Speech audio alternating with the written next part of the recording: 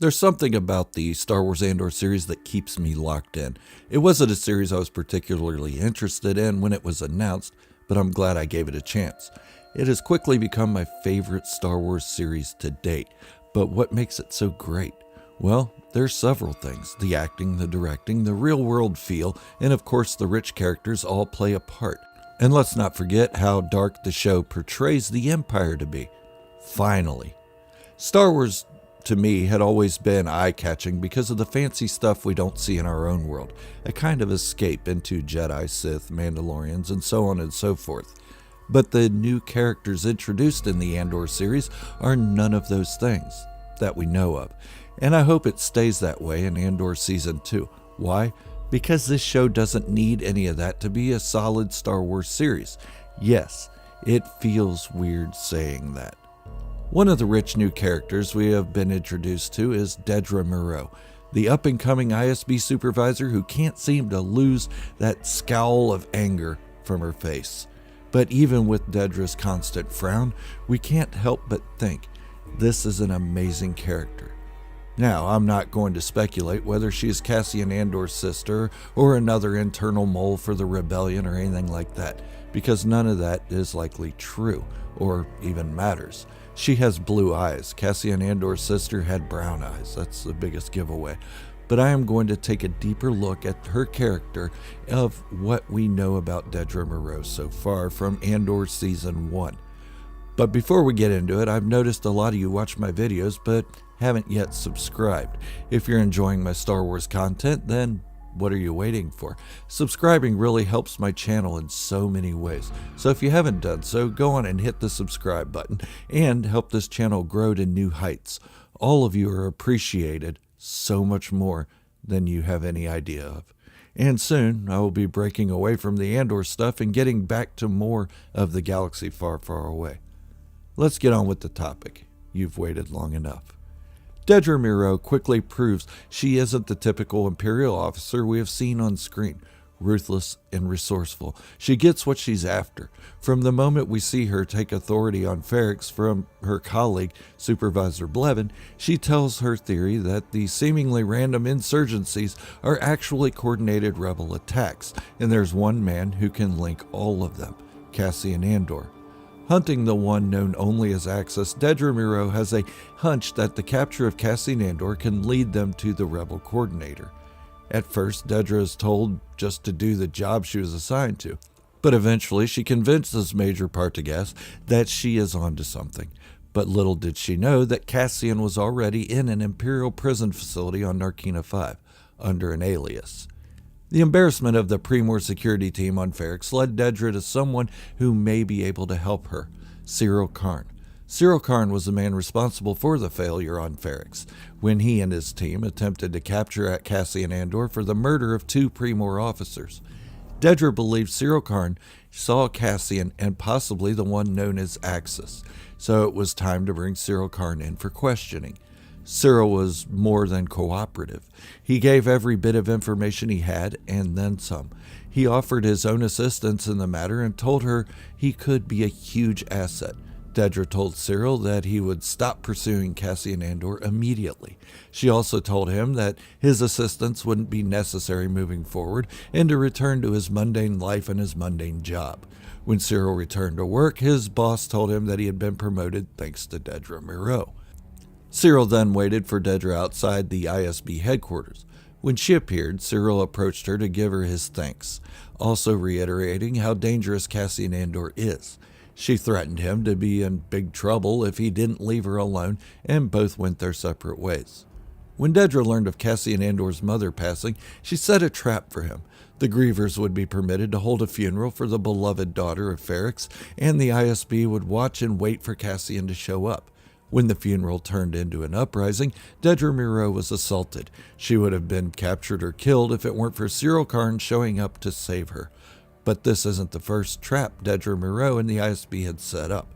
There was the trap laid for Anto Kreegyr, one of the contacts for Axis, Luthen Rael.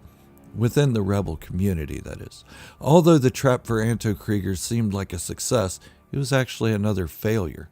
Let's look at the record of the ISB when it comes to finding Cassian Andor and Luthen Rael. Yes, the pre-Moore arrest of Cassian Andor turned out to be a failure. I know this wasn't an ISB action, and the pre-Moore security force is only loosely affiliated with the Empire. But it shows the first instance that catching Cassian Andor would prove more difficult than a simple arrest warrant. Then there was the trap set for Anto Krieger by Dedra Meero and the other ISB supervisors. Dedra lost the argument in this case, as Lonnie Jung proposed that the Empire should act natural as to not raise suspicions. Dedra wanted to go in guns blazing. But when the trap was sprung, everyone on Anto Krieger's team was killed, including Krieger. Sounds like a win.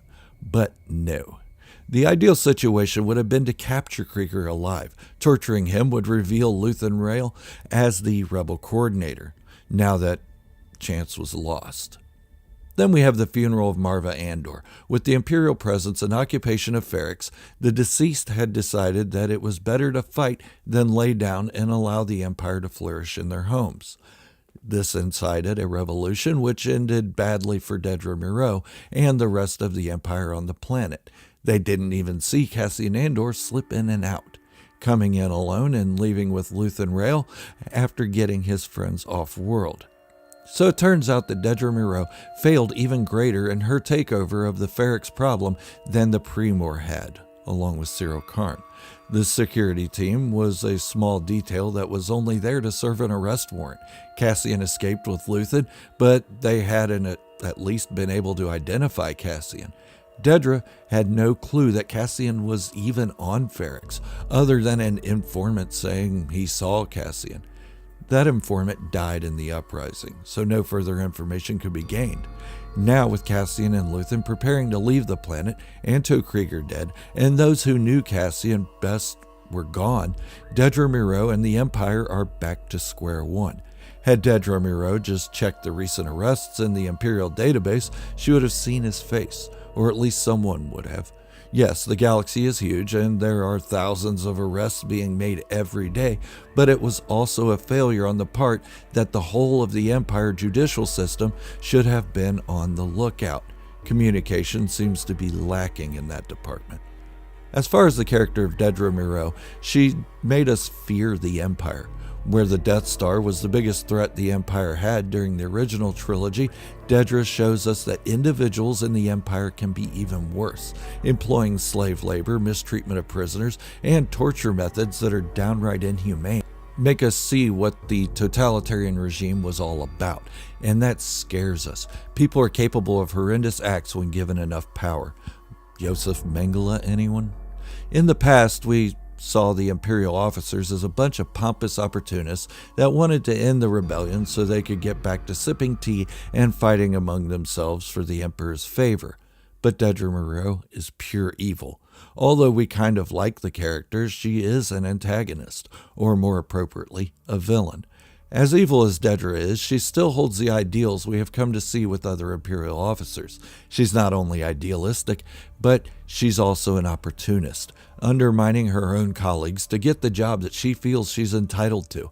I know a lot of the theme of Andor series is sacrifice, but in her case, I don't care what she sacrificed. Honestly, I hope she sacrifices everything and ends up being tortured in the same manner as she tortured Bix Kalin. But maybe I should leave my feelings out of it. This isn't about my reaction, so I'm sorry for that. My thoughts aside, Dedra Meero is a very interesting character. She has shown us why the Empire should be feared. Before her character appeared and before the Andor series was released, there could be a small case made for some citizens being able to see the Empire as saviors, bringing order to the galaxy and providing a certain amount of stability. But now, no.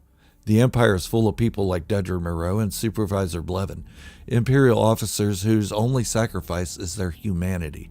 There are too many supporters of the evil regime in the Senate, and that makes it nearly impossible to remove the Emperor and his fascist tactics. Thanks to Tony Gilroy for showing us an even darker side of the Empire, one that we haven't seen since the writings of the expanded universe. We can now say that the rebellion is necessary. This is a much darker empire than we have seen in the past, and Dedra Meero exemplifies that evil. In shows like Star Wars Rebels, we even see the Imperial officers as being comical and quite satirical. But in the Cassian Andor series, that has changed to what the Empire should have been shown as all along. But here's a tip for Dedra Meero. Wipe that frown off your face, or the Rebel Alliance will do it for you. I know this went into a rant, but I think it's necessary to show that we may have a tiny bit of empathy for Dedra Meero.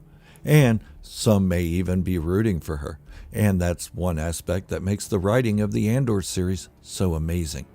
If you think I missed something about the character of Dedra Meero, please leave it in the comments. Let's talk about it. I'd love to hear from you. And if you haven't done so yet, go on and hit that subscribe button on your way out. I have one more character analysis to do before I leave the Andor series alone for a bit. And that's the character known as Nemik, the rebel conspirator on Aldhani who creates the manifesto. You won't want to miss that one. This is Gerald, a Star Wars fanatic, signing off, wishing you all great health, happiness, and peace. Be good to each other. Thank you all for watching, and remember, this is the way. And positivity in the Star Wars community is the only way.